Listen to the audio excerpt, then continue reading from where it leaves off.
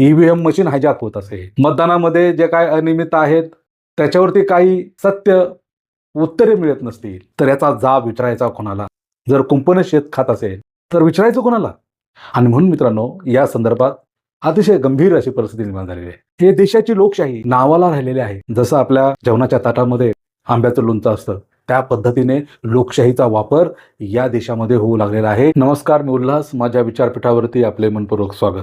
मित्रांनो, आज मी जो विषय मांडणार आहे त्याच्यामध्ये सगळ्यात महत्त्वाचा मुद्दा जो आहे की बिनविरोध निवड, या अनुषंगानं मी बोलणार आहे.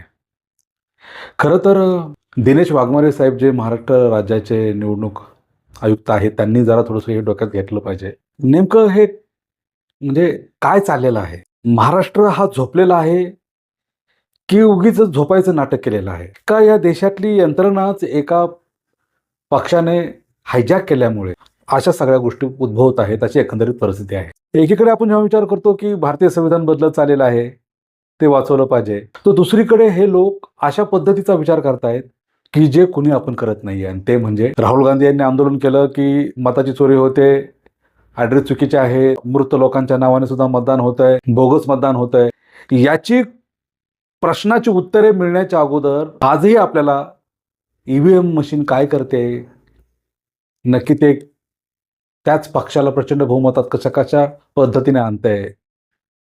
आणि या बाबतीमध्ये ज्ञानेश कुमार उत्तर द्यायचं तर लांबच, पण अनेक नवीन नवीन आयडिया या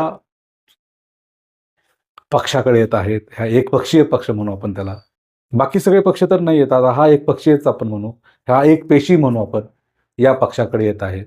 नवीन नवीन आयडिया येत आहेत. काय आयडिया येत आहेत? 2024च्या विधानसभाच्या इलेक्शनमध्ये आपण बघितलं तेव्हा प्रचंड बहुमतात आलेली महायुती, त्याचा सर्वांगीण आत्मचिंतन किंवा सर्वेक्षण किंवा या संदर्भातले 40 लाख मतं कशी नवीन वाढली, या संदर्भातल्या सगळ्या गोष्टींचा अभ्यास करत असताना आता नवीन एक आयडिया आलेली आहे. आणि ती आयडिया म्हणजे बिनविरोध निवड. उमेदवारांना बिनविरोध निवडून दिलं जात आहे. आणि अशी या महायुतीची 67 लोक उमेदवार बिनविरोध निवडून आलेले आहेत. आता खऱ्या अर्थानं दिनेश वाघमारे यांनी सांगितलं पाहिजे की हे कशा पद्धतीने आलेले आहे.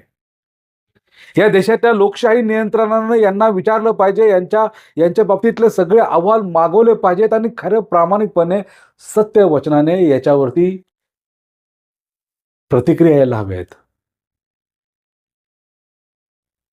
मैदानात उतरण्याच्या अगोदर जर पहिलवान विजेता म्हणून घोषित होत असेल तर प्रेक्षकांची अवस्था काय होईल? तशीच अवस्था मतदारांची झालेली आहे.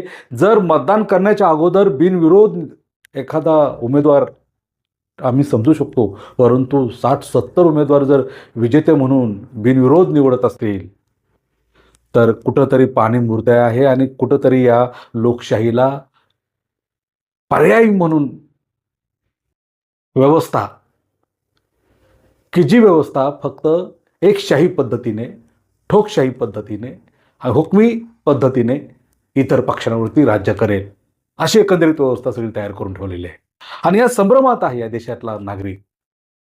यातून मार्ग काढायचा कसा? निवडणूक यंत्रणाच हायजॅक होत असे, ईव्हीएम मशीन हायजॅक होत असे, मतदानामध्ये जे काय अनियमित आहेत त्याच्यावरती काही सत्य उत्तरे मिळत नसतील तर याचा जाब विचारायचा कोणाला? जर कुंपण शेत खात असेल तर विचारायचं कोणाला? आणि म्हणून मित्रांनो, या संदर्भात अतिशय गंभीर अशी परिस्थिती निर्माण झालेली आहे. हे देशाची लोकशाही नावाला राहिलेली आहे. जसं आपल्या जेवणाच्या ताटामध्ये आंब्याचं लोणचं असतं, त्या पद्धतीने लोकशाहीचा वापर या देशामध्ये होऊ लागलेला आहे. आणि तुम्हा आम्हाला अंधारात ठेवून या देशातला एकच पक्ष स्वतःला स्थानिक स्वराज्य संस्थेपासून, पंचायत समितीपासून ते विधानसभा, त्याचबरोबर या सगळ्या देशातल्या शासकीय आणि खाजगी क्षेत्रातील मोठमोठ्या संस्था आपल्या ताब्यात घेण्यासाठी अतिशय चांगल्या पद्धतीने तो कल्पना आणि त्याचं इव्हेंट्स आणि मार्केटिंग चांगल्या पद्धतीने करत आहे आणि त्याच्यामध्ये त्यांना यश मिळत आहे. आणि म्हणून इतर पक्षांनी कोणत्या भूमिकेतून आता यांच्या विरोधात आवाज उठवायचा या संभ्रमामध्ये सुद्धा सगळ्या पक्षांना त्यांनी टाकलेला आहे. त्यांनी सगळ्या पक्षांना संभ्रमात टाकलेलं आहे. आणि त्याच्यावरती अमित साटम म्हणतात की विरोधक हे लोकशाहीच्या मैदानातून पळून गेलेले आहेत. आता मला सांगा, हे 67 लोक जे काय निवडून आले ते कोण असे तिस्मार खान होते? असे काय प्रतिभा संपन्न होते? असं काय त्यांच्याकडे आहे की त्यांना विरोधक उमेदवारांनी चला तुम्हाला आता विजेता उमेदवार म्हणून आम्ही घोषित करतो आणि आम्ही आता इथून जागा खाली करतो म्हणून निघून गेले? तर इथे काहीतरी एकंदरीत अशा पद्धतीची अवस्था करून ठेवलेली असेल उमेदवाराची की तुला काय पाहिजे, आणि तुला जर काय हवं नसेल, तुला जर काय नको असेल, तर तुला जे पाहिजे ते आम्ही देऊ शकतो. आणि जर तू ऐकत नसेल तर आम्ही तुझं काही करू शकतो आम्ही. आणि त्याच पद्धतीचं एक उदाहरण सोलापूरमध्ये घडलं. त्या उमेदवारांना अर्ज माघारी काढला नाही तर त्याला संपवण्यात आलं.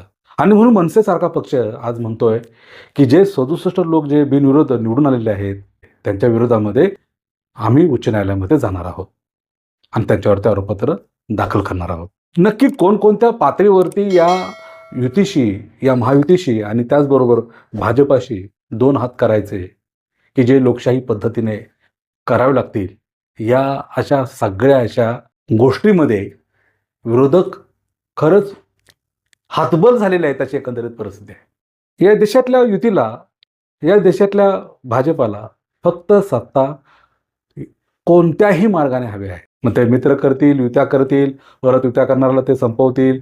शिवसेनेचा हात धरून महाराष्ट्रात आलेली बीजेपी, आज उद्धव बाळासाहेब ठाकरे यांची अवस्था त्यांनी काय करून ठेवलेली आहे याचं सगळ्यांना ते चित्रण माहीत आहे. एकनाथ शिंदे यांची सुद्धा अवस्था त्याच मार्गाने पुढे जाणार आहे, कारण ते मदत घेतात आणि पुढे स्वतःच्या ताकदीचं राजकारण करतात आणि स्वतःच्याच हिमतीवरती बहुमतामध्ये येण्याचं काम हा पक्ष करतो. हा या बीजेपीचा इतिहास आहे. आणि म्हणून मित्रांनो, आज राजकारणामध्ये, समाजकारणामध्ये जे काय आपल्याला बदल दिसत आहेत की ते बदल लोकशाहीच्या विचारांनी दिसत नाही आहेत. तो कुठेतरी हुकुमशाहीकडे हा देश चाललेला आहे की काय, याची भीती आता आपल्याला वाटू लागलेली आहे. अशी एकंदरीत परिस्थिती आहे.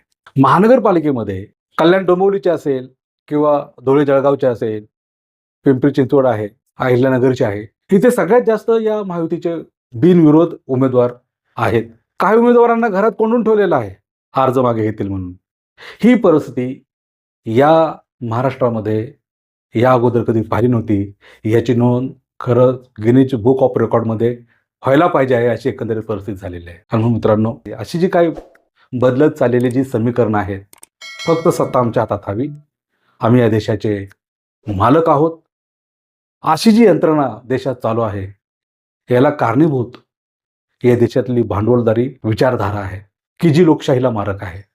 जेव्हा उद्योगपतीच्या हातात हात घालून देशाचे प्राईम मिनिस्टर फिरतात, तेव्हा देशाचा विकास हा फक्त मुठभर लोकांचाच असू शकतो, हे बारकं पोरगं सुद्धा सांगू शकेन अशी अवस्था या देशाची झालेली आहे. आणि म्हणून मित्रांनो, बदल हवा आहे असं म्हणून नुसतं चालणार नाही, तर या व्यवस्थेच्या, या विषमतावादी व्यवस्थेच्या विरोधामध्ये जन आंदोलनं उभारली पाहिजेत.